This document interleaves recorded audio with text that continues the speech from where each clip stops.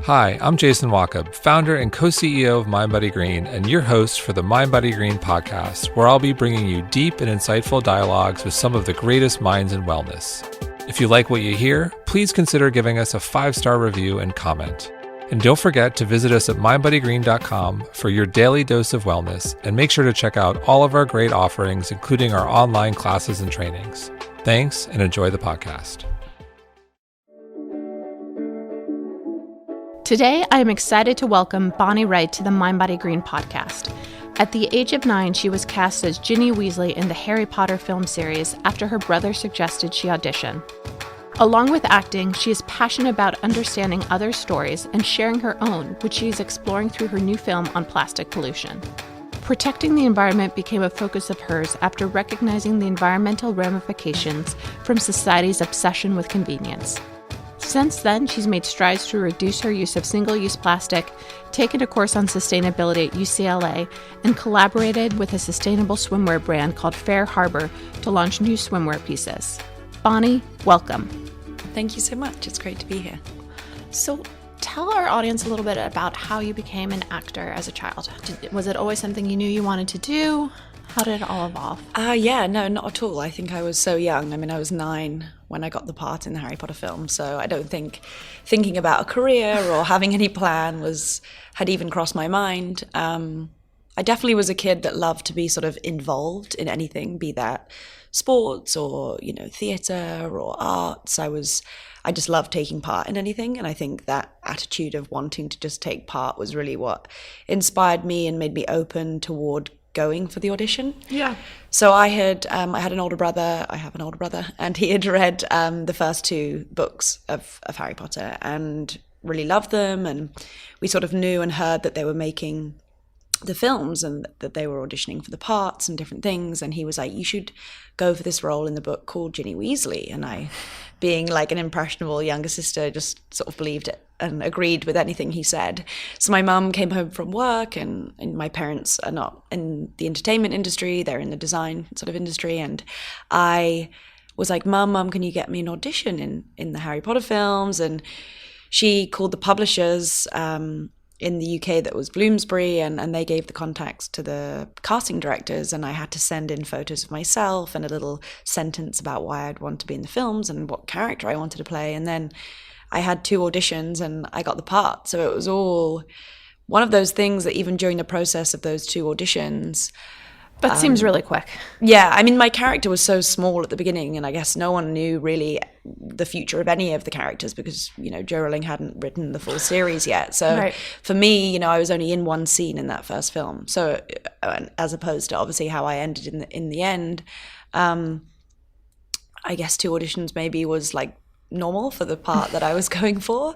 But I didn't even have any lines to read for the audition. Like I read other character lines, like it was that small. And I again, like in that same way that I was quite open and just loved taking part, we just loved the experience of being in a production office, going for an audition. Like that was just as much fun as there needed to be. So when I did get the part, I was honestly like incredibly surprised and shocked, and didn't really know what then. You get the part and you've never been on a film set, like you're just learning everything so fast. And up until that point, had you been acting professionally in other ways? No, not at all. Wow. Like literally just school plays and things like that.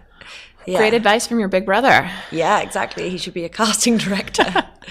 So you hear so much about child actors, and sometimes they don't evolve into having amazing adulthoods and experiences, and that it's a really rough road. You seem to have turned out great. What was the special sauce that made it all happen? I think the beauty of those films is that we were all, I wasn't the only child within an adult world of a set. Like we were all children in that together, and we were all very much experiencing that together. So in our own weird way, we kind of still had that dynamic and network that you have at school, because you have other kids your own age to sort of have not kill that sense of play. I guess that sense of play was still very much alive, and we were just very well held and looked after by the production, and in the sense that I continued my education and my schooling all the way through college. And I never felt that I had to choose between now. It was like, this was my life, and now I had to sort of put on hold my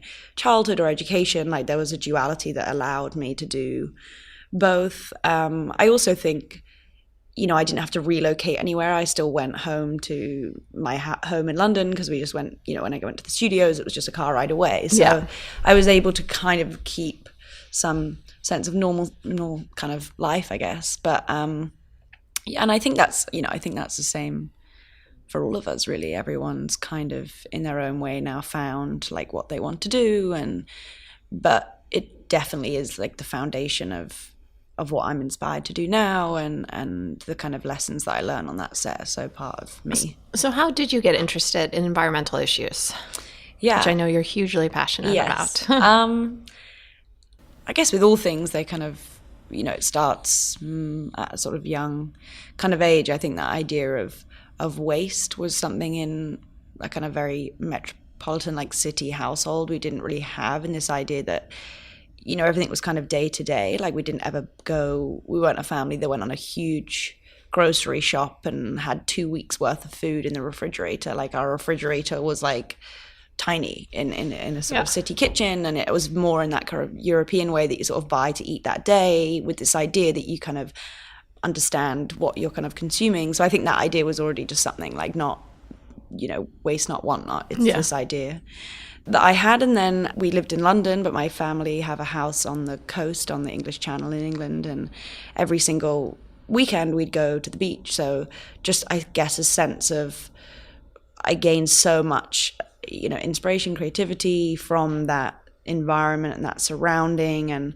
the tide goes out really far. So I always understood the kind of changing and cycles that exist within nature. And I think when we look at how wrong our sort of consumption cycles have now become, with this very much this kind of single-use convenience way, we've kind of made our, way we're living quite linear. Right. And I think this idea of circles and cycles is something that sits with me a lot better, I think, from either nature cycles or natural cycles, or just it makes more sense to me. So I think when I see how far we've come, and that's of no fault of anyone's, really, it's just this kind of how we're all operating in this way, that we're all very transient, we're moving from one place to the next, like settling down to eat something or drink something in this convenient way is just shifted, and it's different. But I don't think that means we can't sort of go back to a more sort of reusable, repurposing lifestyle and way. And then I also surf a lot, so I spend a lot of time in the water in California. So I have seen, firsthand just the sort of single-use plastics and all types of pollution that floats in the water that ends up in the beach, and also just obviously comes from waterways. It runs off the land, off landfills, cities, and into our rivers, and then into our water. So I've been very fortunate to do different trips with different organizations to just really understand firsthand sort of what we do now with this understanding, and how best to sort of tackle the issue. Because it's like, do you turn the tap off on the production of new plastics, or do you clean up what's already there? It's this, there's so many different angles to look at this issue. When you talk of things like circles and cycles, it sounds almost spiritual, like, and is that how you think of your love of the environment? Yeah, I think how we mindfully think and feel and react to one another, or how we mindfully consume and buy things to mindfully kind of lower our, impact on the earth and on ourselves, really. I think it is all very connected. And I would say, it's my own sort of connection to spirituality in this cycle sense, the interconnectedness of things, and to also not lose power in our choices. I think so many people can be like, oh, the issue is just so large, my daily choices mean nothing. Right. And I think that is a, loss of connection, of realizing how interconnected things are. Even if your small choice seems so small and insignificant, it does all connect. And to me, that is a cycle and a sense of spirit that exists within me to kind of make me feel sort of sane about the day. I think just to make me feel that we count really. And what are some of those steps that you've taken in your own life to reduce waste? Yeah, it's been a really interesting journey over the last, I think, maybe year or two. First really single-use plastics, whether or not, the first key, I think, obvious thing is, just completely saying no, full stop, to single-use plastic bottles, whether or not then it was kind of getting all of the reusable things, like a reusable cups for coffee or water or ice drinks, or my own utensils that I carry with me, or a metal straw, or all those things that you can, clean and wash and reuse and have in your bag and just be ready. You just got to think a little bit further ahead of your day. And then I started to think about how I could reduce it in my home. So whether or not that was my beauty products, my household sort of cleaning products. So it's been a really interesting journey. What do you do on the beauty front? Because I feel like there's been a lot of progress on household cleaning fronts in terms of getting larger supplies, so you're not, refilling every 3 or 4 weeks. Yeah. So I, for instance, only buy completely sort of packageless soap for both my face and just body, different ones, or even I have a shaving soap that's complete package free. And then for like shampoo and conditioner, I have ones that you basically you use and refill. They're like a company that you can send them away, or you go to a refill station. And then makeup, most things I've tried to have either ones where you can get refills of that brand, or ones that are in glass and metal, so things that we know that we can recycle. And certain things, it's like, do you already have something that exists that works that might be plastic, but I own it already, so I'm not going to throw it away to get the better version because I already have it. And that was a thing as well. I think it's so overwhelming to begin these journeys of trying to reduce your packaging or single-use plastics, that I think you have to take one department at a time and not be overwhelmed to try and just eradicate everything. Yeah. Or in the same way, I remember before I switched to that kind of shampoo and conditioner, I made very sure that I used every ounce of, product I already owned before I made that step into that world. Or it's things like, it's not plastic razors, I have a metal razor that you just change the blades, and those blades can be recycled. I'm trying to think about what other things. Yeah, it's an exciting time that so many more products are becoming available that are more sustainable and recyclable. And I think hopefully the more popular these choices become, then the more affordable they'll become. Because I think, I know that I have the freedom of choice to make these choices, to buy these things. But I think until there's a higher demand for them, the price can't go down, because the production cost, has to go down in order for it to be more accessible. And I think until we reach that, on a systemic level, I don't think it can change. Getting closer, but still have some ways to go. Yeah. Rumor has it you have a pollution journal. Do I? A pollution journal? Is that really? No, I don't have. I was like, do I need to have one? I think that would just make me feel really... although, I guess you'd feel... I don't know how you'd even... It's interesting. I actually, the other day, had to calculate my carbon footprint. I just started this UCLA course on sustainability. And in your free time? Yeah, in my evenings. And it's quite, I think I'm, there's so many different departments of different emissions that are different things, and you have to sort of put in all these lifestyle things, and it gives you all these statistics. And, I've tackled this department of waste and single-use plastics, but obviously with the lifestyle I have and the work I do, I travel a lot. Right. So, I'm on a plane all the time, and that's like a lot of emissions. So it's this push and pull that you can get so overwhelmed, and you can take on this collective guilt, I think, very, very easily. And I think you just have to, sometimes step back and not look at statistics and numbers and things like that, and just run on a feeling sometimes. And what are some of the reasons? We talked a little bit about cost, but do you think it's hard for people to start making these simple changes?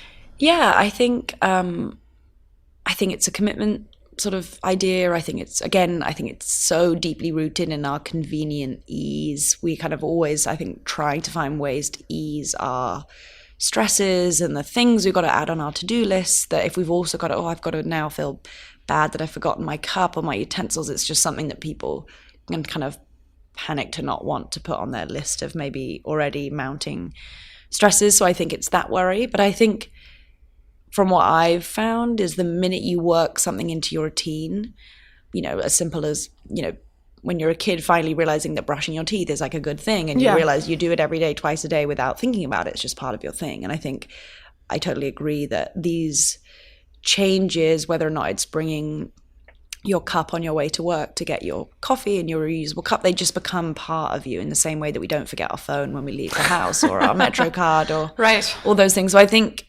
people will be surprised at, you know, give it a week or two and you're quite quickly, they're just immediate things that you grab for.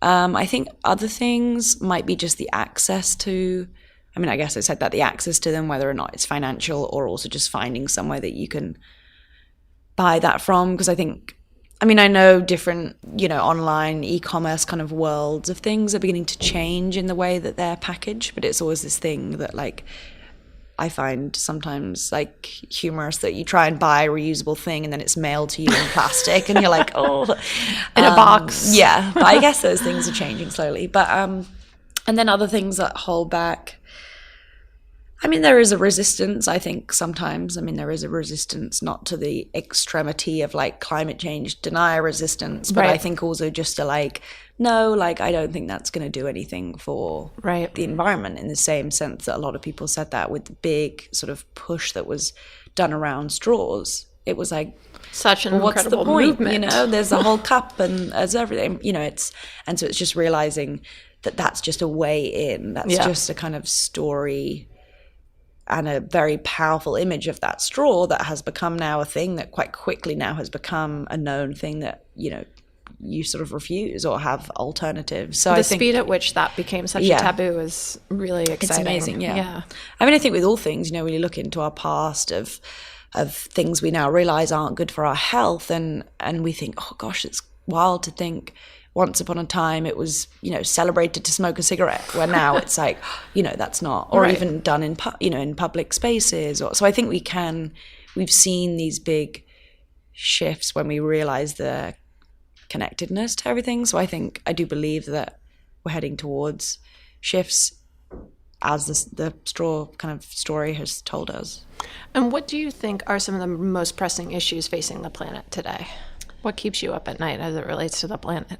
Well, I think there's so much obviously disproportionately shared wealth within this world, and I think there's so much, sadly, behind our sort of political leaders across the world, really, that's so governed by money, which sadly is very fueled by fossil fuels. And I think, you know, until we begin to find transparency in the people that we see to lead our country and vote for and really sort of believe in, I think people are going to feel pretty lost. I think people, you know, we're so used to living in a democracy that we want to look up to a leader and believe that we understand them transparently for what they believe in and where they get their funding from and what they're trying to push. And I think that's become so massively skewed by the sort of flow of money and where it's coming from that it feels, I think, for a lot of people so kind of dirty, that political world. And I think and things are changing, and I think we're living in such an exciting time that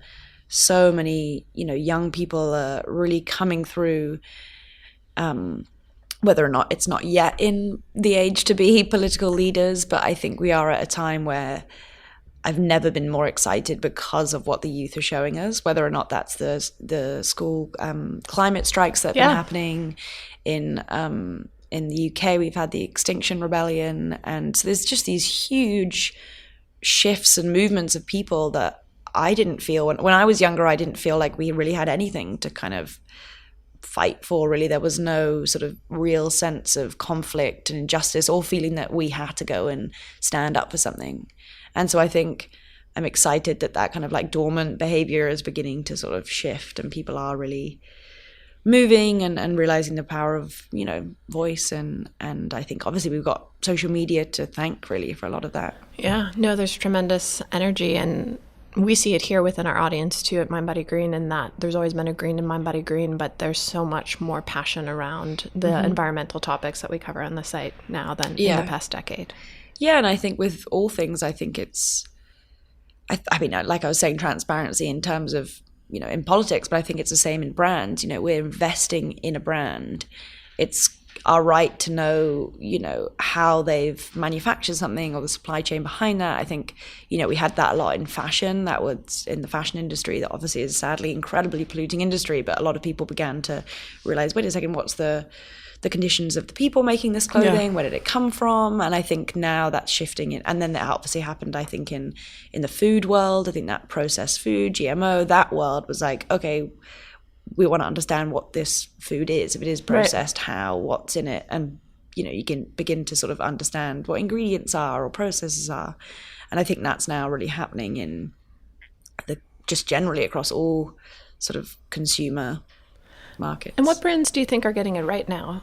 Whether it's in the food space or fashion or, I don't know. I mean, I think the brands that I always like people who don't pretend to say that everything they're doing is like 100% sustainable. I mean, if they are, that's incredible. But I think I'm more interested in brands like, I see where we're going wrong. We're going to tackle this. We see this is still to work on, but like we know where our faults are and we are working with you as the consumer to try and figure this out. And that's usually, I guess maybe because I like that, because often in a bigger brand, which I think is where like the real shifts will happen, because that's and just the real like, change. Yeah.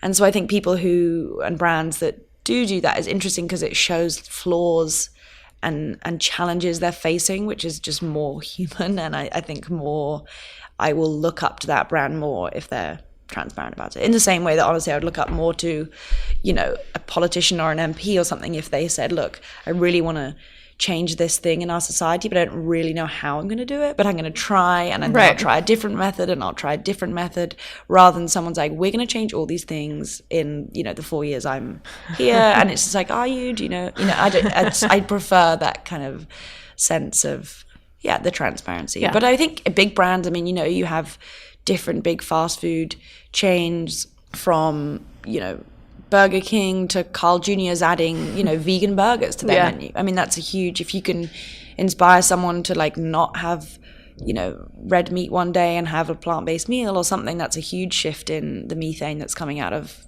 production of farming and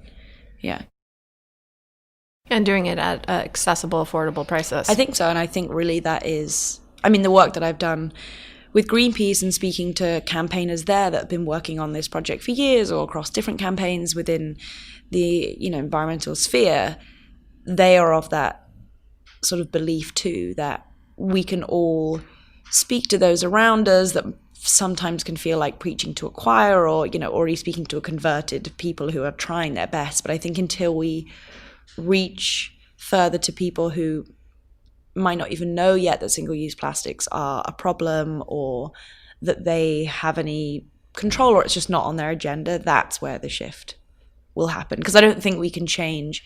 We live in a consumer world. I don't think we're not going to not become consumers, but I think we just need to change the consumption of those things and also challenge the people we're getting these things from. I mean, I went to CocaCola headquarters last year with Greenpeace with this huge petition that, thousands of people had signed. And it's like, you're sitting on so much power and time and money that has the ability to look into phasing out single-use plastics, introducing refilling stations. Yeah. You sit on this just huge, organization that has all this power. They're the people that need to shift. And and I think in that world, on Greenpeace do this quite well, as they sort of put people up against one another in the same sense that, if you say to Pepsi, oh, Coca-Cola are going to do this, like, why aren't you doing it? And they are quite competitive, obviously. Right. So it is weirdly almost starting a kind of conflict between them to say who's going to be the clever one and go first. Really. Who's going to do the good work. Yeah. So switching gears a bit, part of what brings you to New York is swimwear. Yes. How did you get interested in swimwear? Yeah, well, I guess I spent a lot of time in the water, but I was introduced to a company called Harbour, an East Coast-based company, and run by a brother and sister, Jake and Caroline. And I was introduced to them from a friend who thought I would who was advising them at the time and thought I'd be interested in their work because they started as a board short company for men's at first, making all their clothing out of recycled single-use plastic bottles, respun into a fabric that would create these shorts. And I think on average, like a pair of board shorts has 11 recycled plastic bottles in them. And they were interested in collaborating. They were just about to launch their first women's wear collection. And I was like, cool, well, I'd love to wear and try them on and see if they work and I like them and they fit.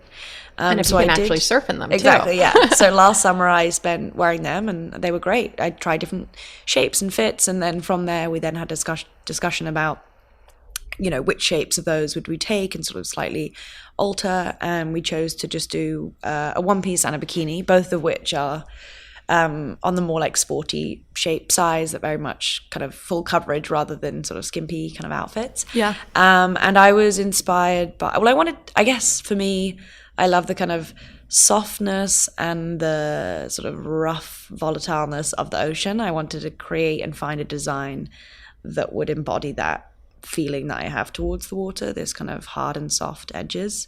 So I chose a sea urchin shell design, because before you usually find a sea urchin, which is just this round kind of shell, it once had loads of quite sharp spikes to it. So I quite like this idea that it had this sharpness, and then when you find it, it's quite soft and round as a shell. So I really love sort of Chinese and Japanese indigo sort of block printing and dyeing. So inspired by the indigo color and that block printing, we worked on a design that had this sea urchin shell print. And and that's how the design came about. And I've been here in New York launching it. We launched it last night at Lauren Singer's shop, the Package Free shop, which is like my heaven in a shop. So we did that last night and they came out today. So, Awesome. And what role do you think fashion has in being part of the sustainability solution? Well, I think it's hard. I think those two words are quite incongruous. I don't think there's anything sustainable about fashion. And I'm not deluded to think that there is. I think I'm very aware of that. But I think, you know, we are going to continue to produce new clothes because, as I said, that's where we are. We're in that kind of consuming a new world. However much we should try and buy secondhand vintage clothing, I think we're always going to be needing new things, but specifically, obviously, like swimwear and things like that. But I think if wearing, clothes becomes such a reflection of our choices and personal our character values. And I think if you can wear something that starts a conversation and makes you think about sort of where and why you've chosen that and where it comes from, then I think that's a positive thing. I think if it can, not only when someone asks you, oh, I love that swimsuit, you think, oh, thanks. And, it's actually made of recycled plastic bottles rather than just assuming and accepting. I think we all like to tell stories around everything that we do. And I think it's nice to have that. I think, there's so many different layers to the kind of manufacturing processes of the fashion industry that, do you attack kind of the fabric? Are you looking at the dyeing? Are you looking at the living and working conditions? Are you looking at where it's made so it doesn't have to travel really far?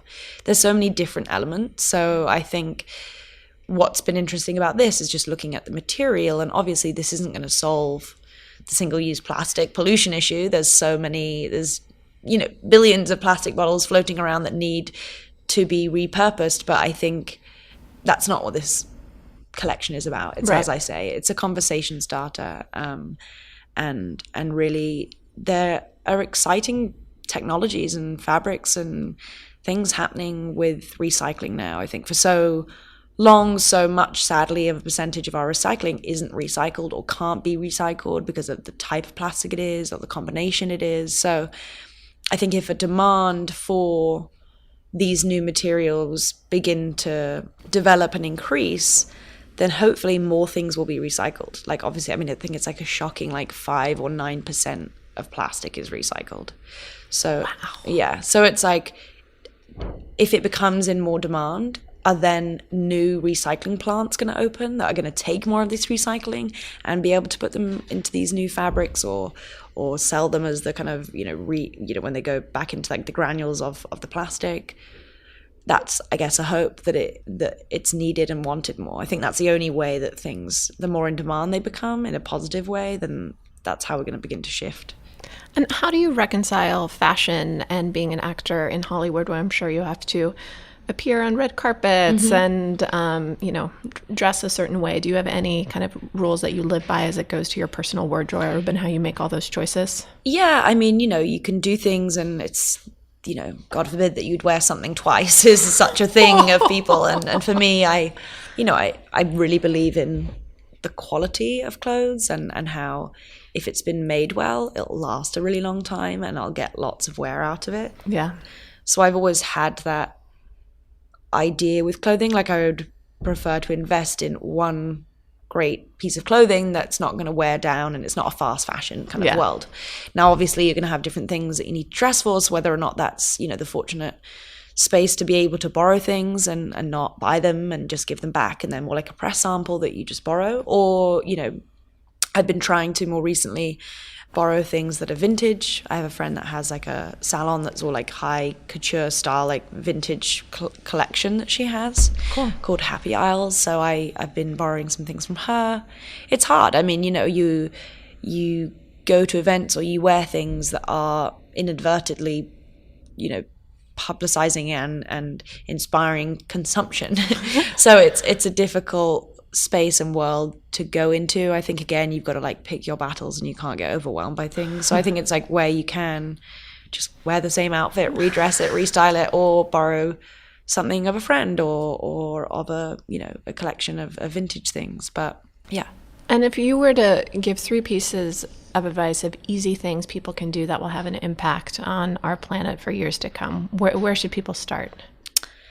Oh, well, I think if you haven't already, is to invest in a reusable water bottle. I think that's Do you have any favorites? Basic. I like Clean Canteen, and I like this is my travel one. This is just my REI like camping one. It was the lightest one while I travel rather than like a metal one. And then I also like, if you like drinking out of glass, BKR is a company that are glass. So yeah, it kind of depends on I think everyone's quite particular. They find what they like. And, the thing, you don't have to go out and buy some really fashionable, fancy bottle. You can, wash out a peanut butter jar and put the lid on and use a jar as your reusable thing. They don't have to be a statement bottle. It can be anything. Right. And then one of my favorite things, honestly, is this bamboo utensil set that I carry with me that's by a company called Swimwear. Yeah. And it has, the knife, fork, spoon, and chopsticks. And I had that with me always. I never get caught having to use plastic utensils. Nice. That's really useful. Another thing I really enjoy, which is quite hard to do sometimes, is I really now enjoy collecting my compost and taking it to the local garden and composting.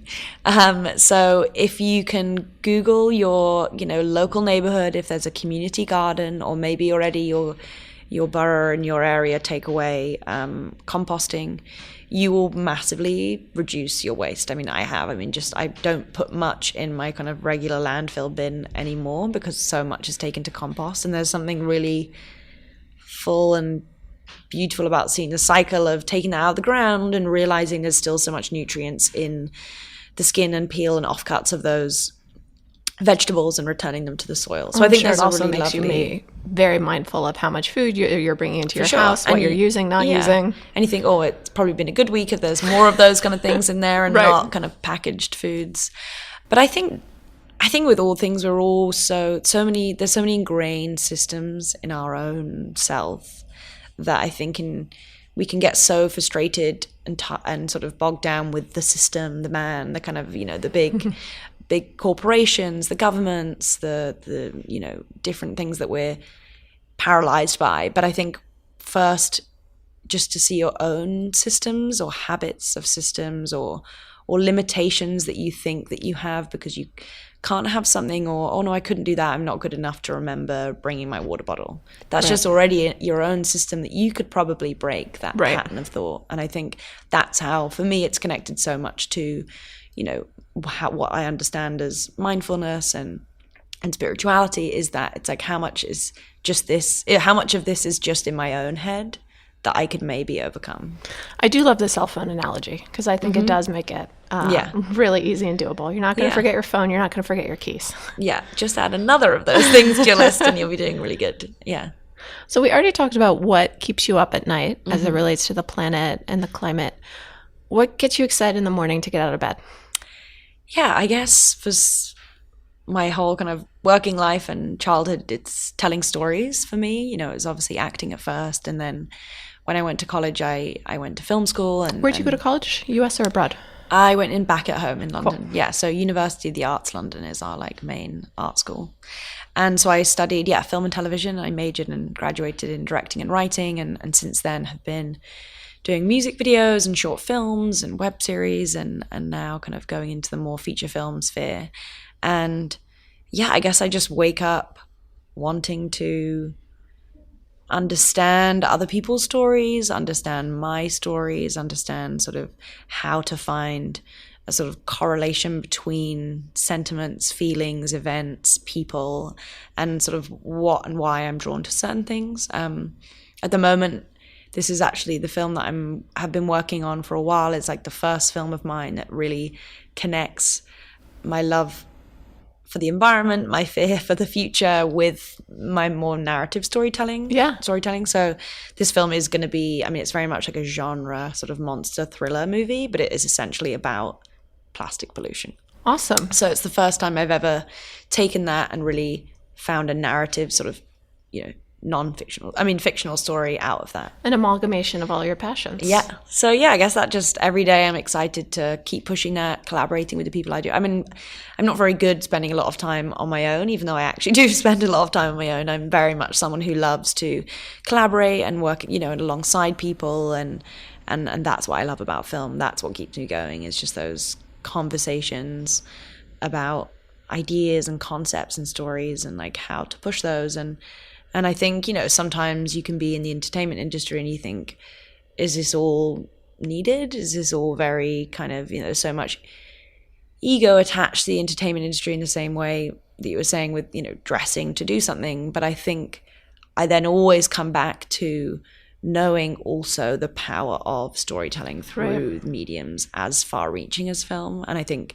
that's what's always I've loved about sitting in a movie theater is across time, space, languages, demographics. Film is something that people will continue to go to, and I really know and want to keep going in that world because I know that there's room and space to bring these topics in the same way that there's always been a kind of, the ethics you have in your story and what you're trying to push it's just a really strong and powerful space, I think. And to close, what advice would you give to your younger self?